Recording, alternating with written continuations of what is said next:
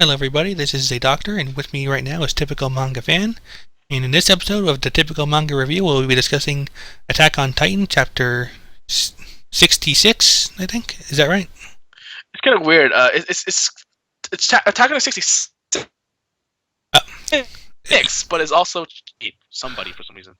I don't Yeah. know why is this difference happening here. Oh, you just broke up a little bit, but yeah, it's chapter 66 on there, Attack on Titan 66. I mentioned that it also says it's chapter 48. Somebody, like on the left side of the first page. Oh. You notice that? I'm looking at it right now, but I'm not seeing it. Like, is that one where it says a story Eat Me? No, it's the very first page, like the very first. Are you using Manga Stream? Oh no, I'm using Crunchyroll. Oh, okay. Maybe that's a mistranslation because on the Manga Stream one, they on the left side it says chapter 48 ...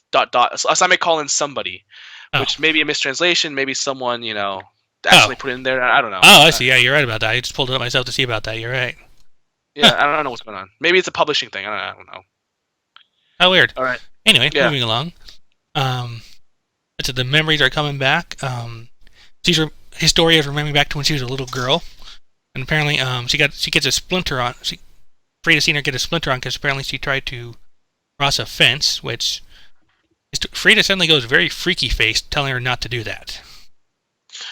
Man, the amount of freaky faces that we're gonna get in this chapter. Yeah. But I think this shows us that Frida wasn't the person that we all thought she was. At least, it's kind of weird because she's actually switching from memories of Ymir back to Frida and back to Ymir, which shows you that those were two. She considered her to be the two most important people in her life. Yep. Ymir's kind of an asshole, though. I don't know what the hell she saw in Ymir, but okay. At least at first, like. Yeah. And then she's kind of like, what, and when we trying to do good, huh? Yep. We flash back to the present, where apparently apparently it was just right before the end of the last chapter. Like no Titanizing has occurred yet. Historia is starting to have second thoughts at this point.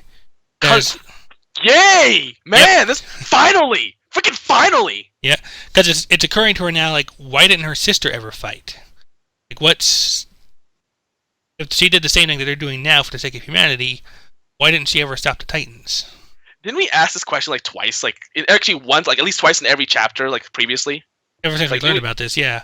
Yeah, we were like, why didn't Frida do it then? You're right. It's like, is there something we're missing? And then I'm glad that it's actually being brought up in the story because I hate it when we ask those legitimate questions and no one ever comes to think of it, to ask it. But finally, we have someone ask it, and then thankfully, it's the right person, Historia, the one that we want to ask it. And meanwhile, Kenny's thinking to himself, really? Like, you've got no guts. Just transform already and become ruler of the world. Yeah, and Aaron's just like, kill me, because he's a whiny. I get that he's a lot of it's. I know he's feeling guilty about his stuff, but I mean, just shut up, man. Yeah. Anyway, well, he hasn't said anything yet, but he will. And Historia's pretty much wondering to herself, like, in the century plus since the Titans were first trapped humanity behind the walls, why didn't the Rices ever try to get rid of them? Despite having the power to control them, why did they keep the Titans around? And then they said that she said that Frida was like a different person when she was ranting about, like saying that they were sinners, and it seemed like she was possessed, which actually made me. This is one of my theories. I didn't really talk about this, but I said, if you inherited the memories of someone, wouldn't there be a possibility of someone's personality or emotions or goals overriding your own? And apparently this is what happens each time, meaning that the first king's will is very powerful if it can actually overwrite each successive personality of these people. Yeah, the way Historia puts it is like, she inherited the lost memories of this world, but she also inherited the first king's ideology. Yeah. And the first King Rice, the man who created this world as current Rod Rice puts it, he wanted a world where humanity was ruled by Titans. And I have a theory to this too. And he also says that, the Rice said the first king believed that such would be true peace. As to why, I don't know. Only the one that has seen the memories of the world would know. And Historia's like sweating. And actually, this is interesting. He goes back in his memory and said, "You know what? Yeah, I actually did want ask my father why didn't he just eliminate the Titans? Me and my brother, younger brother, asked that question." And it's interesting because once upon a time, the king Rice, Rod Rice, used to be, I guess, on our side. Yeah, like he was like right there with Historia or the others. Like, if you have this power, why fight?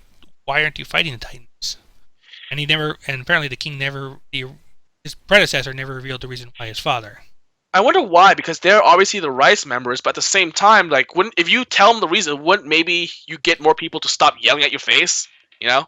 Well, there is a thing where like from what the Wall Cult told us before that they're sworn to absolute secrecy. Like that's what makes Historia so unique in all this. That she's the only one who can both learn the secrets and isn't like bound not to repeat them. Okay. Anyway, so so he said finally the time came for his father to pass along the duty to his sons, and it's kind of weird the way he said it. In exchange for taking on that inheritance, my brother entrusted something to me.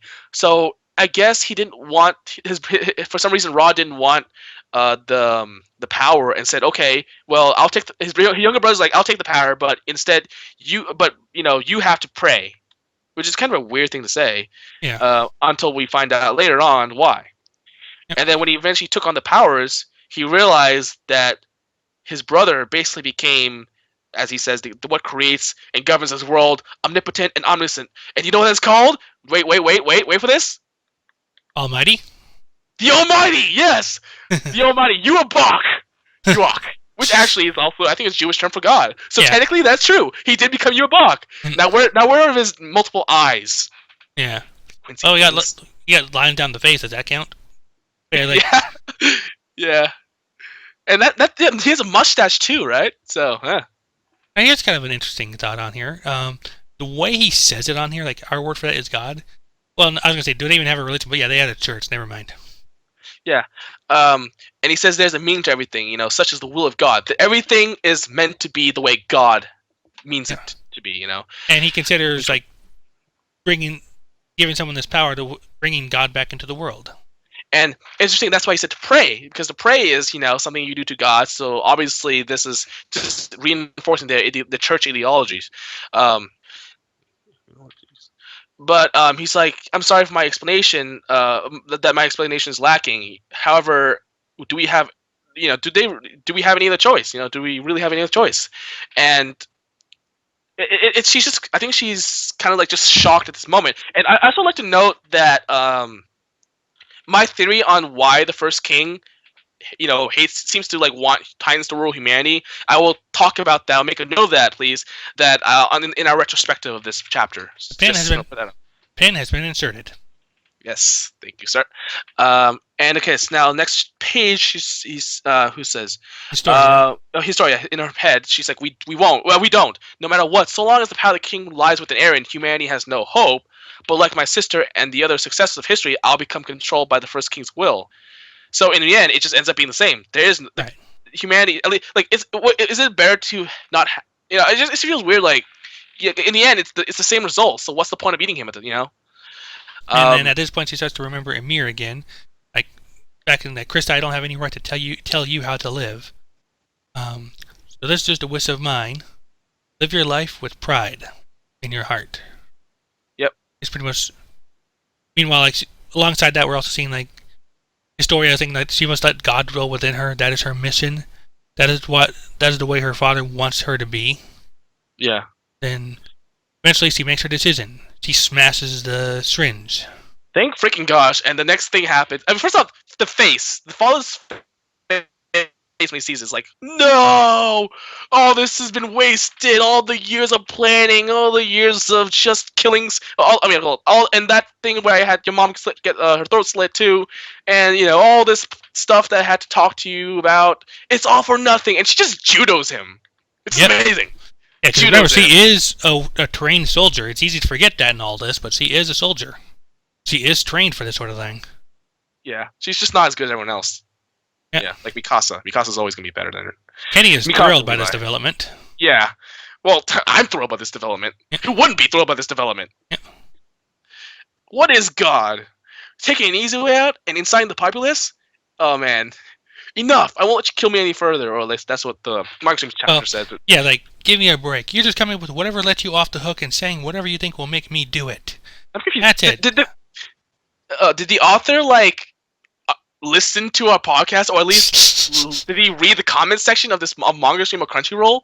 Because it's like he's answering everything. He's doing everything we want him to be doing. Yeah. Although I would like to also point out, like, was it worth the trouble? Because the payoff, I think That this one thing did require at least some build up. Maybe it could have been a little quicker, but that's neither here nor there. I think maybe the execution could have been a little better. I think maybe if we had Krista maybe be a little more logical, maybe like if he like was able to counteract her logic, then maybe and if she was more troubled with eating Eren throughout the chapter, then maybe I would be like, okay, Well, I just feel that there's a lot. that might be part of why Eren asked her to do it, like to mitigate that particular issue. Possibly, but I felt like, what I'm saying, it could have been. I felt like she didn't need to have Eren do that. I felt like her friendship with Eren should have at least made her think about, like, at least say, should I really? At least give her doubt, give her doubt. That's all I asked for, doubt. Him saying I want myself to die is kind of a little overkill because the Japanese have this thing where they have characters self-loathe, and by doing so, they get people to feel sorry for them. But I kind of hate that because that's borderline patronizing. Yep. So that's why I don't like it when Japanese. A lot of this is very common in Japanese manga where a lot of the characters go down themselves, says I'm not good, I'm worthless, blah blah blah blah. And I get that the point is to make us feel sorry for them and have characters trying to make them feel better. But I'm just like, this kind of feels like patronizing. Yep. So that's why I don't like it.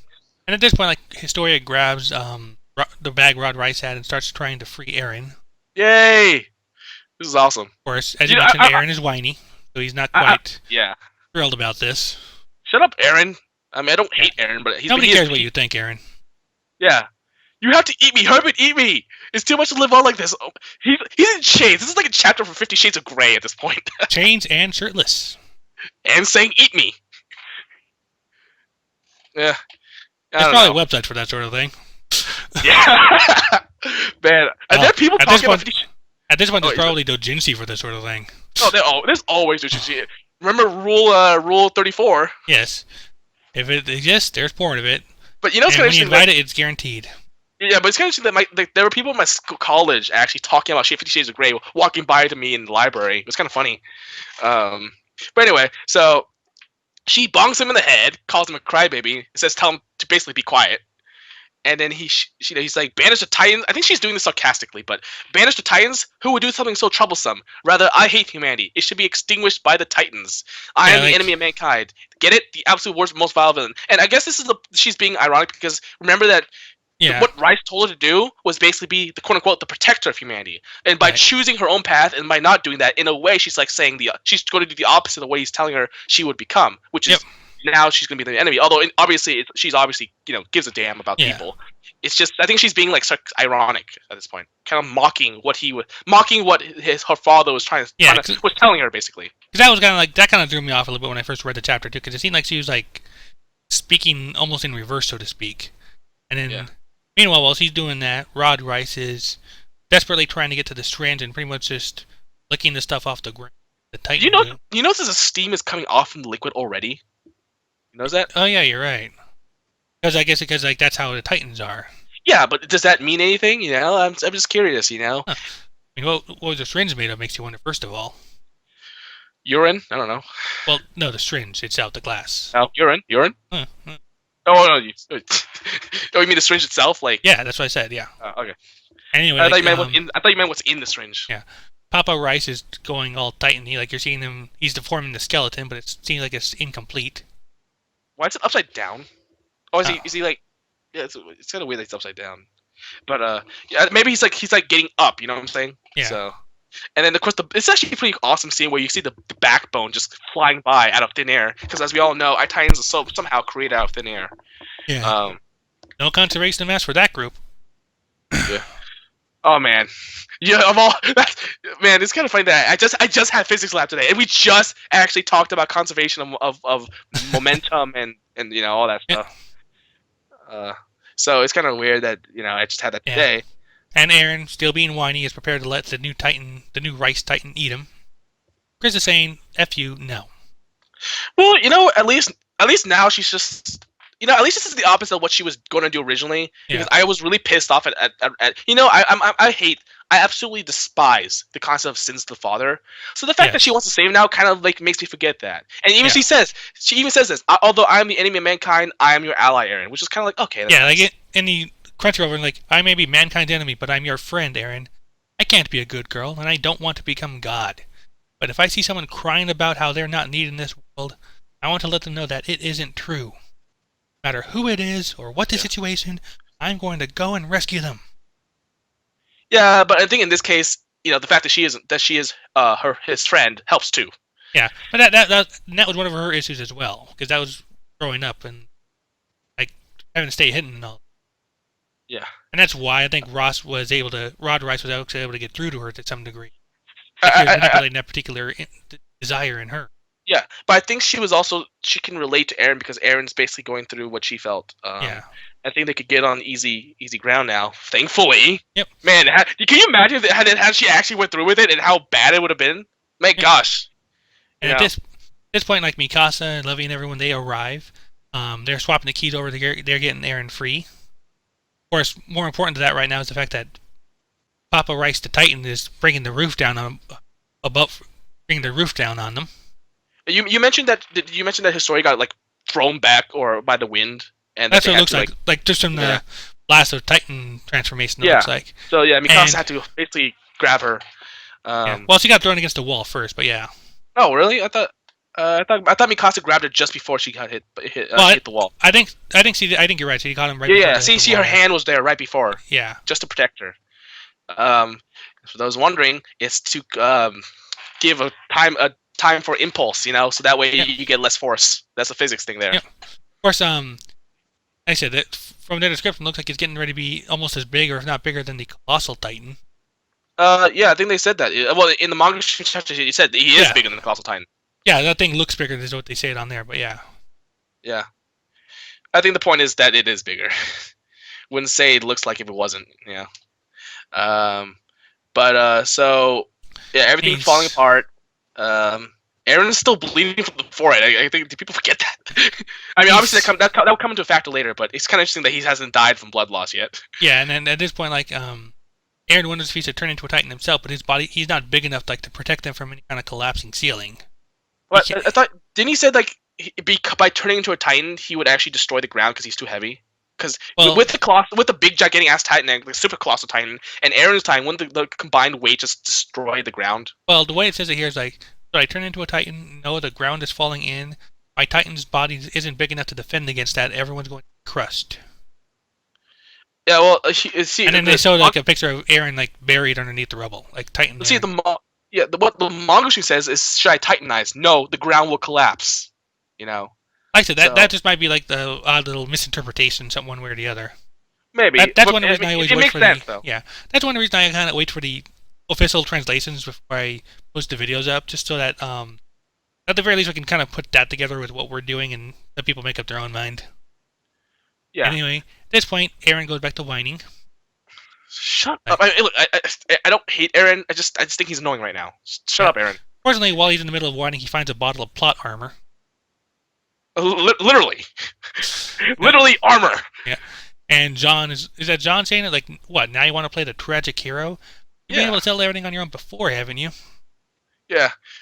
And then like Con's like, you're being so timid. The first time something like this has happened to you. And he broke down. That's yeah. And I think Levy's like, this isn't exactly something I wanted to get used to, though. Here's what I'll say though. This is a big. Remember that Aaron is only 15.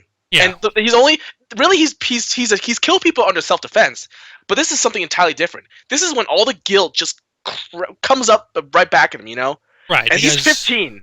He's 5 years younger than me. Well, I mean, at least right now. Yeah. Man, can you imagine a 15-year-old just going through anything that this guy's been through? It's just ridiculous. I know people say, "Oh, he was tougher." Well, sometimes it actually doesn't. All that stuff doesn't come back at you until, back in your face until later on. When you just realize, wow, look at all this stuff that's been happening. And then, right now they said they're getting ready to their escape route is kind of cut off here because the big Titan's in the way. They can't get too close because of all the heat that it's giving off and transforming. Hey, I just notice, doesn't Mikasa constantly look like a guy in the way that this is drawn sometimes? Well, I think you might be looking at Levy, but yeah. No. Levi's next to her. In fact, it is Mikasa. Yeah, Mikasa's next to Historia. Yeah. She looks like a guy sometimes. Yeah, if you look at there. Page But the way the 37, wind's blowing. Yeah, if you look at the one where it's like right before air, like it's the one. But for me, it's page 37 where they're still talking with each other. Yeah. It's just the hair because the bubble's blocking the hair and it looks like it's just combed back like a Aizen would. I thought that was Levy. No, Levi's next to her. That's on the right. It's she. You know what I'm saying? Like she looks like a guy from this angle, but you look in the panel below, and then she looks like a girl again. Either that or Uh, Sasha, because going by the expressions. no, Sasha is on the left side, the very left side. See that? The one Okay, that's yeah, yeah. crying. Yeah, Yeah. like even if we have to take attention from it. It's yeah, exactly. So it's man, his art is improved, but still gotta get better. And then finally, Levy's. I'm sorry for what I was doing, but Aaron, do what you want to do. And this is where development comes in. This is where he remembers that this whole situation was basically the same as when he was being attacked by the female Titan. In that situation, he chose not to become, the Titan. And I also like to note that Krista asked, are we just going to let this happen just because we're the quote unquote the enemies of mankind? And this also gets him thinking. And not because he didn't do anything last time, he's realized, well, look at how that turned out. You know what? I'm going to learn from my mistakes. I'm going to take my chances, and then I'm going to turn to a Titan. And then what he does, he obtains the rare item drop that Yep. It's literally an item drop. He's going to equip it now. Oh my god! I mean, it's just this is literally an RPG that's happening here. Armor coming out of an upgrade, basically an armor upgrade coming out of a bottle. Which I'm hoping means he'll be able to do that armor thing that they've been trying to get him to do. Oh my gosh, yeah. For the very last time, please let me. And he runs, and oh my god, this is awesome. This is epic. Like, he runs, he puts it in his mouth. Why don't you just open the cap or whatever?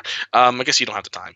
But he says, "Believe in myself." Yeah. And now so he's just like, yeah, let's do it because he's doing it to protect his friends, to save them.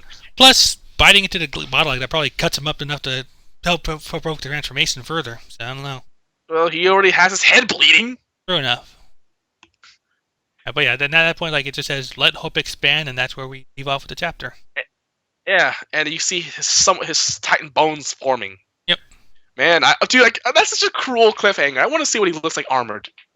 Does he look like, does he go like any like crystallization type armor, or does he go like armored as an armored Titan? I don't know. Well, that's what I think we'll be seeing here. Yeah. All right, retrospective time. Yeah, they said you were talking about a theory you wanted to hold off. You were talking about before, so. Oh yeah, the first king. I think that the first king, the reason why he hates humanity so much was because I think before the Titans came, humanity was like evil, like in the sense like it destroyed everything, it polluted society, nuclear warfare, etc., etc. Yeah, all that generic stuff, all that basically all that stuff. So I think it was true. I think at that point he's like, you know what? With the Titans that control not only the population but makes the humans live in fear of going out and basically destroying the world, it basically lets humanity live in a very controlled environment, like a Big Brother type of situation. But at the same time, don't let the world be the way it is. Because you remember, the Titans don't attack anything else but humans. Right. That means that the Titans have something against humans. I think it's basically that whole thing about humans being evil and once upon a time, like basically they abused the world. I think this is basically what the First King is. I think maybe when all those people who inherit the First King will get all those memories of humans doing such horrible things, they turn on humanity. And here's the best example. Who remembers Yu Yu Hakusho? Mostly. Up until roughly around the 70 or midway through the Dark Tournament. Okay, but I know the Sensui arc. I think I know where you're going with this. Yeah, the Chapter Black, that videotape where it records all of humanity's like worst acts. Anyone who watches it, like the first 5 minutes, but some people watch the whole thing, turns on humanity just because they get so disgusted. They even hate themselves. And even remember, she said, "You're all sinners." Yeah, like Frida when she flips out. And so she wants them in a cage because she wanted her. It was the whole metaphor about not leaving the wall, obviously. Right. And it's obviously to show that I think that's what it is, by keeping humanity in. It's don't not cross the fence. Okay, I just got that. Yeah, go on. Yeah, Sorry. Yeah. Okay. But the whole thing is, it's not about keeping humanity in to keep them safe. It's keeping humanity in to keep the world safe. Yeah. And that kind of goes back to one of my theories as well. Like, how there actually wasn't very big a threat from the Titans as it's been led to be. Like, the Titans aren't as dangerous to humanity as long as they stay behind the walls. Yeah, which is why the Titans attacking humanity is just a weird nothing. It's just a weird case. It only happened twice with the Colossal Titan, And one would wonder, what does a Titan shift to village have to do with all this? But I think this has a really strong case here about why the first king hated humanity so much. You know? Yeah, so I think that seems like the most likely conclusion you got there, like that humans were pretty much just evil little sons of bitches. Aren't we always? Typically. Eh. So I think you're right about that. Like I said, and I don't think we'll be getting any new revelations anytime in the immediate future, unless Rod Rice has kept his mind at some level. I remember Rod Rice. No, Rod Rice doesn't know. Remember that he said he doesn't know why the first king. It's like only the first king knows. But he's also gotten like some of the Titan juice. Well, no, he still has to eat Eren, so maybe Eren will start tapping into it somehow. Well, remember, he was able to tap into Eren's memories. Maybe somehow they could tap into the first king's memories within Eren, and maybe it comes down to, will Eren turn on humanity? Right? Like, will he agree? Yeah. Will the true irony come in when this guy who hates Titans so much actually side with the Titans? That's going to turn into an interesting conflict when it gets around to it. Speaking of conflicts, let's transition to the next one. Okay. All right. So I beg the question. Now, as you all know, you said that you were withholding judgment on Krista basically to this chapter. Yeah, pretty much until we got the final payoff and what was happening. What would she finally do? And like I said, I think I was right to do so, just for the simple fact that she ultimately made her decision, and it was the right one. Oh, you must be feeling very proud of yourself right now, you freaking jerk. Well, I haven't said I told you so yet. Oh, don't say that. Oh, I used to say that, but yeah, out of context.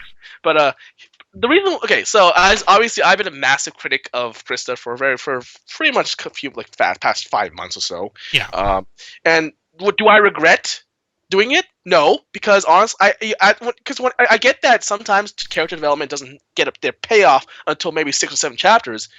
At the same time, though, the question is asked if someone has such I guess say poor character execution in terms of development, only for the last part of it to be so good, is it so good because the first 4 parts were so bad, so the difference becomes more noticeable, or is it one of those things where it's like jazz, in which you have a clash of notes and keys that gradually comes back into harmony, and then at the very end makes a great sound. I don't know. Like I said, in this case, it's more like even the bad chapters at least are going to end up leading up to the good ones. So I think, maybe there could have been something different in the execution, but ultimately, I don't personally have a problem with it. Yeah, because like I said, Krista coming staggeringly close to making the wrong decision is partly why she came up with the right one, because she slides back to Ymir, who pretty much is telling her to live her own life, make her own choices, decisions she feels she can be proud of. That's what finally prompts her to make her decision. But the question is, first I have a couple questions, but the first question I wanted to ask was, is it okay to have bad chapters that does it change the fact that those chapters were bad? And it's okay if you have a good chapter to excuse bad chapters, because arguably I would prefer to have good chapters just consistently throughout. Yeah, but at the same time, you're gonna have a bad one here and there, so it's not. Oh yeah, but that doesn't. What I'm saying is that doesn't mean that I shouldn't be allowed to speak my mind on it and criticize when I think it's going bad, right? For example, that's the whole point of this show. Yeah, which is why every chapter. Right? Every chapter, I'm speaking my mind, saying, well, I don't like this, I don't like that. Even in the end, it ends up working out. I'm just saying, well, I still don't like what happened. Yeah, so I take a more longer view in this case. Yeah. Obviously, because you could tell early on the chapters were building up to something, and for better or worse, right now, there was something that it was leading up to. Yeah. That's why I withheld judgment, because I wanted to see what we were coming up with. Then I can make a look back and make my decision. Yeah, but we couldn't really know, and also if it never came, then it's kind of you can. That would be my decision. Well, like I said, if it looked like it wasn't going to come, or if it got forgotten, then I might speak up more. Yeah, but it's kind of hard to just remember what was happening, because at least with the chapters happening in that moment, I can okay, this this page, this line is what I have a problem with. But also another thing is that also begs the question of the concept of having a great payoff coming. What I'm saying, could the execution have been better? You know what I'm saying? Because the fact is, even if you take away the payoff, that doesn't excuse the fact that Historia was, even though she was being manipulated, and I know she's been through a lot. She did come off as very weak-willed. Yes. Yeah, that's what I'm saying. That doesn't change the fact that it was kind of annoying, at least to me. So I could still see a way. Yeah, the only thing I might forgive that for is like the fact that Rice seemed to be like playing on her own personal insecurities. Like she knew what buttons to hit. Yeah, but the fact is, it wasn't. She wasn't even doubting. She was just accepting everything. And I think what would have happened should have happened is if she actually was doubting it and trying to speak her mind and trying to at least be on our side for the first part, and then slowly, because of really Yeah, good logic, of good counter logic and persuasion, because some people are really good at doing that, turn her against us, and then we could at least see, okay, she was being logical, she was being reasonable, but this is how he got her, rather than right. just starting off with her being an idiot.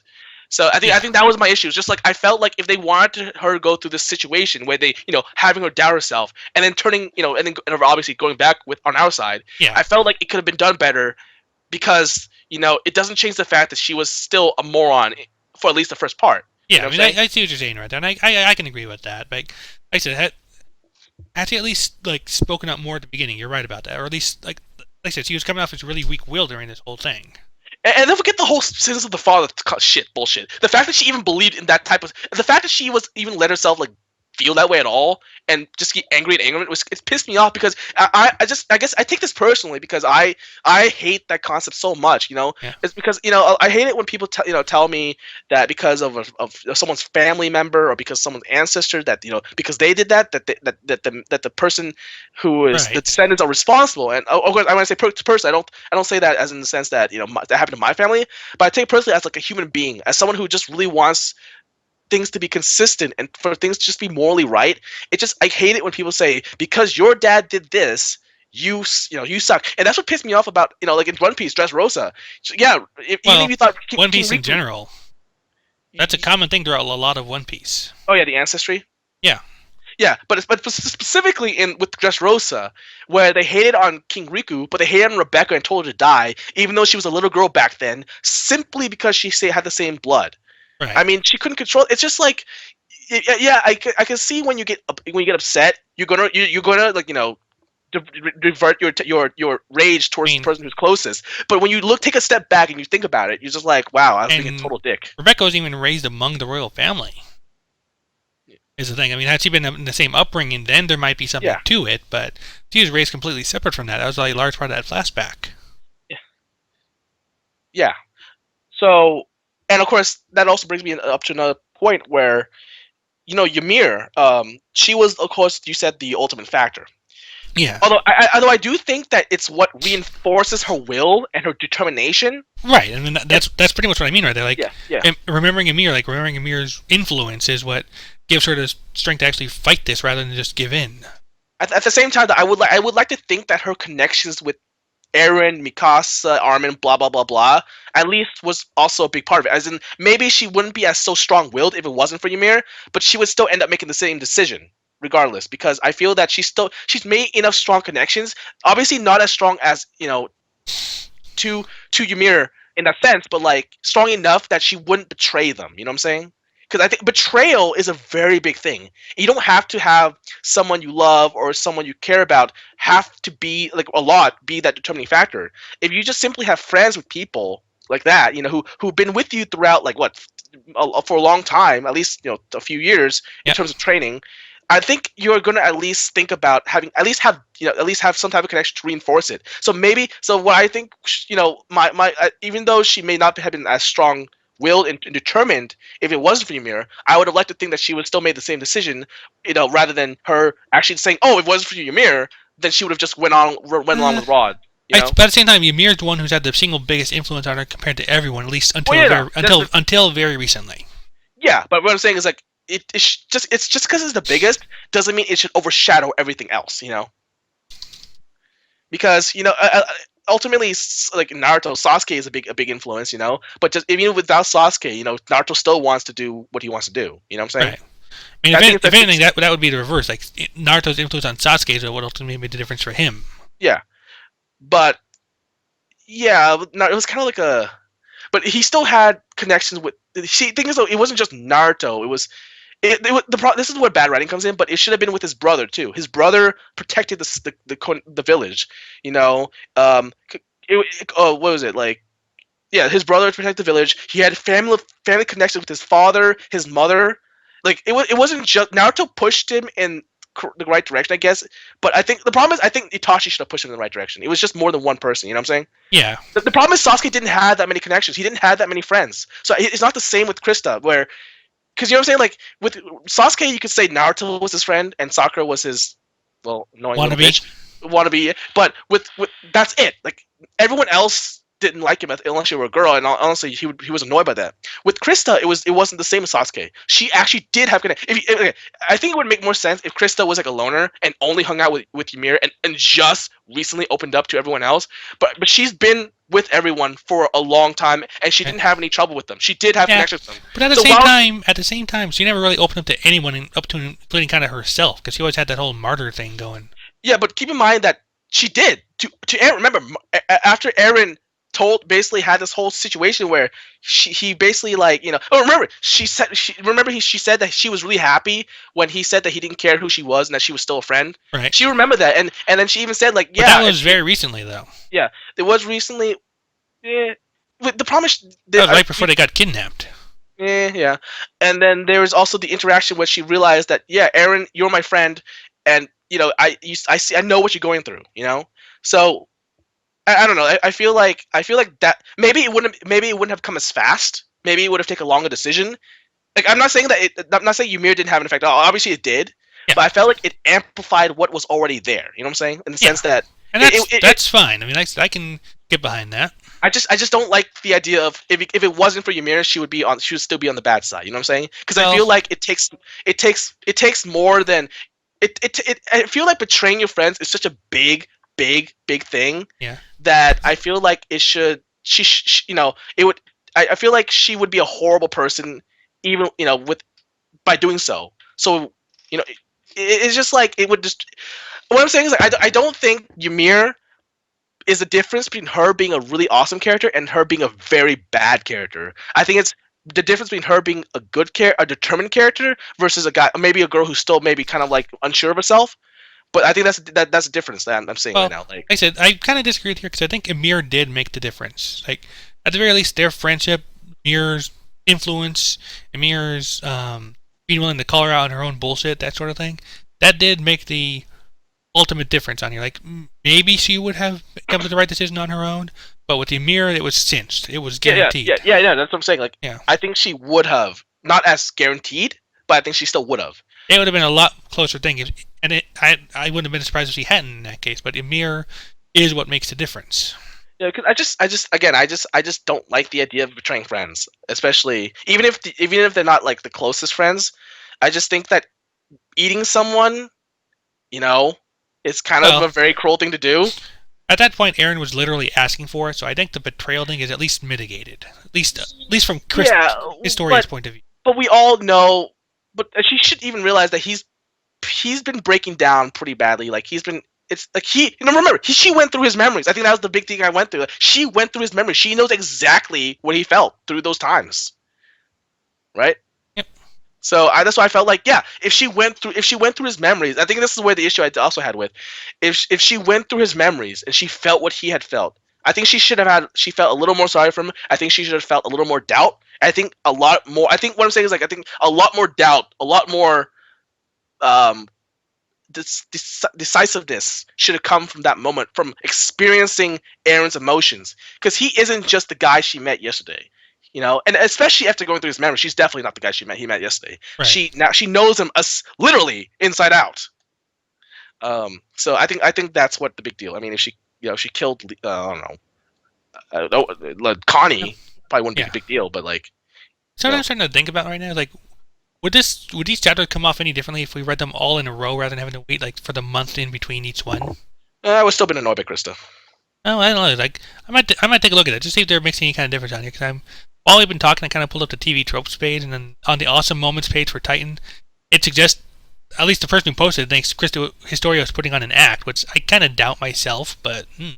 I don't know, just putting on an act as in pretending to care. Well, like under awesome moments here, chapter 66. Turned out Historia was just putting on an act. She destroys a Titan syringe and reminds everyone why she was in the graduating top 10 when she flips Rod Rice, a full-grown man, over her shoulder and down on his ass after he snaps and attacks her in a rage. She then goes on to release Eren.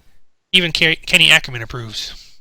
No, So it's not an act because we know yeah, we heard her thoughts. yeah. That's why I kind of doubt it myself. But at the same time, I don't know. It just struck me as a thought to consider. Yeah. I don't know. I think my issue is with I think my issue. I think this is the best way to sum my issue with the Ymir thing. I think that my issue is that she's only. This comes back to the statement that she said she was only loyal to Ymir. And if Ymir told to kill everyone, she probably would do it. I think that's the issue I had. Like, if Ymir for some reason said, kill. Well, I don't know. Like, let's say she was brainwashed, okay, and then she told Krista, "I want you to kill Aaron. I want you to kill Hans. I want you to kill Mikasa." Would Krista do it? You know? Yeah. I think, and so I think that's my issue. That I think Historia's loyalty should be to her friends, and yeah, Right. especially to Ymir, Well, but still to her friends in some way. As if Ymir, at least if Ymir told her kill everyone, she'd be like, why? yeah. You're not the Ymir I know. If you told me to do that, you know Yeah. what I'm I saying? mean, Like, because I think in that case it's more the reverse. Like Ymir is loyal to Historia well, I know. above I all think else. Krista said we are loyal to each other. I am loyal to Okay. you. You are loyal to me. I think she said that. That sounds Um, familiar.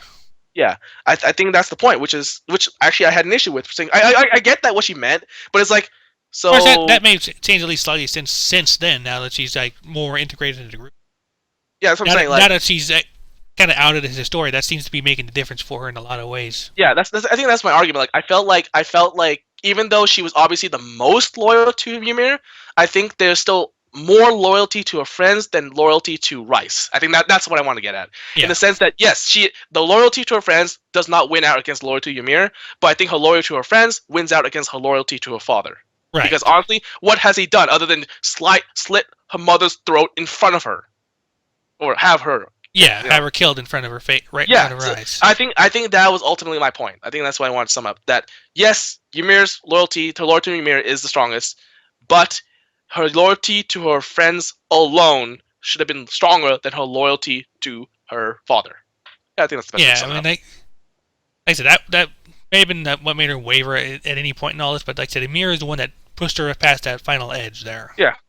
So what I'm saying is like, if it wasn't for Ymir, so obviously you don't have like 20 pounds on one side of the scale and 1 pound on the other side of the scale. Maybe you have like 18 and 15. You know what I'm saying? Yeah. And But Ymir was like the ultimately, extra 4 pounds. yeah, but ultimately the 18 still does win out, and I think that was my point in the sense Yeah. that ultimately, even though it will take longer for the scale to slide onto the right, the 18 still does win, Yeah. and I'm okay with that situation. Yeah. I'm not okay with I'm not happy with with thinking that, oh, if it wasn't for Ymir's extra 5 pounds, it was 15. It was 15 on the left side and like 12 on the right side. You Yeah. know what I'm saying?